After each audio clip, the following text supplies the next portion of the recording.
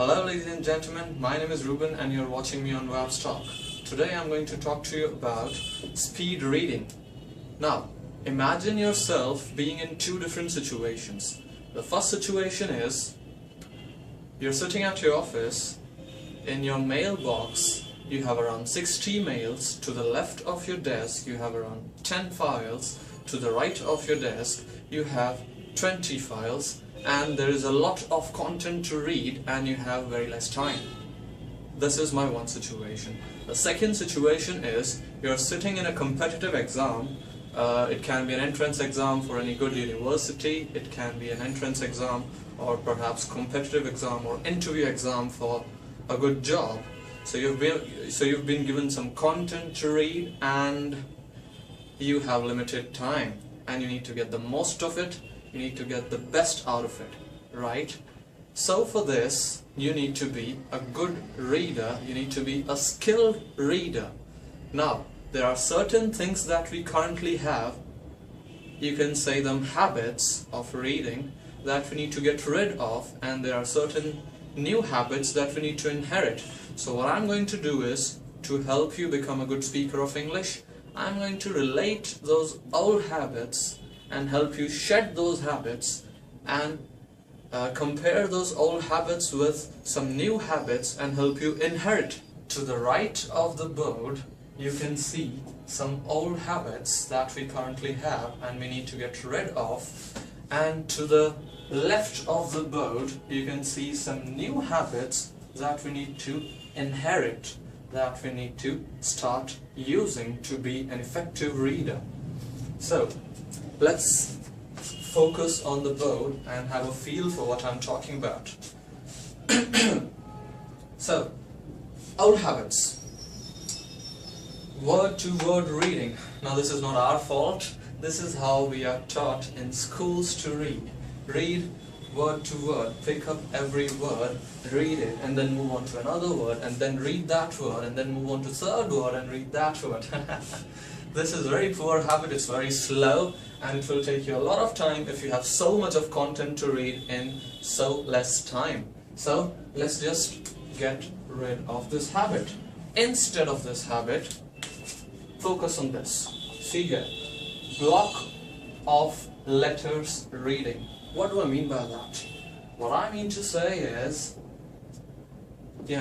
pick up a block of letters, like 3-4 letters in a word, pick them up, read them, and then move ahead. Pick another block of letters, read them, and then move further. Pick third block of letters, quickly read them, and move further.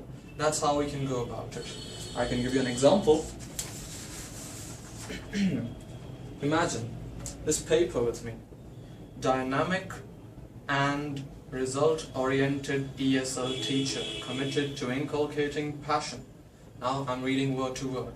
I can say, dynamic and result-oriented English teacher, committed to inculcating passion for learning and creating multicultural awareness. So, what I'm going to do, what I've done is, I've picked up blocks of letters which has actually increased my speed of reading. That's my first tip. Second tip, regression. Regression means, see, like I'm reading this paper, I read 3 lines and then I forgot where I was, and I've then restarted reading all the content. This is called regression, forgetting where you are and restarting from the beginning. That is a time killer.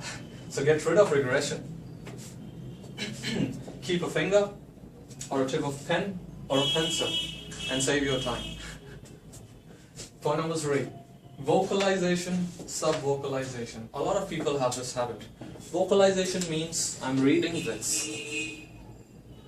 Dynamic and result-oriented ESL teacher. When I'm speaking while I'm reading is called vocalization. Sub-vocalization is I'm reading the content and I'm speaking in my mind rather than speaking it out literally, right? So let's not do this. Let's just not do this. Instead of it, let's rather think about skimming. Skimming through the content instead of reading all of it. Just skim through it, go through it as quick as possible, get a feel of the tone, get an idea of what the content is all about instead of going about it one by one.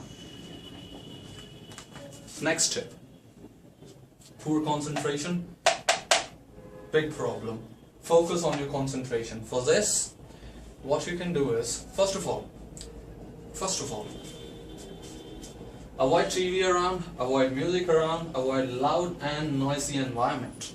This is a very common thing. Secondly, what you can do is, what even I do while teaching a lot of students, I have a lot of classes to take throughout the day. So what I do is, after every class, I take break for a minute. I close my eyes, I take this deep breathing thing for a minute, do this deep breathing process, and you'll re-energize yourself. That will help you stay focused and keep your concentrations on. Next tip, the old habit, inefficient distance. Some people read the content from a huge distance, some people read it too close. This is not good.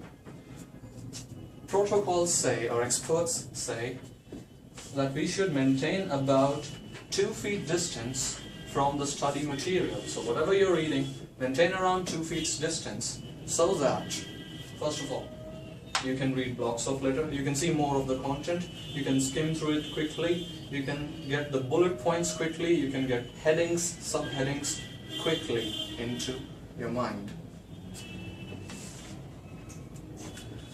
So if you inherit these tips and shed these old habits, you can be a better reader, you can save your time, you can finish more of your work in less time, you can score more in less time, and you can ultimately succeed in life.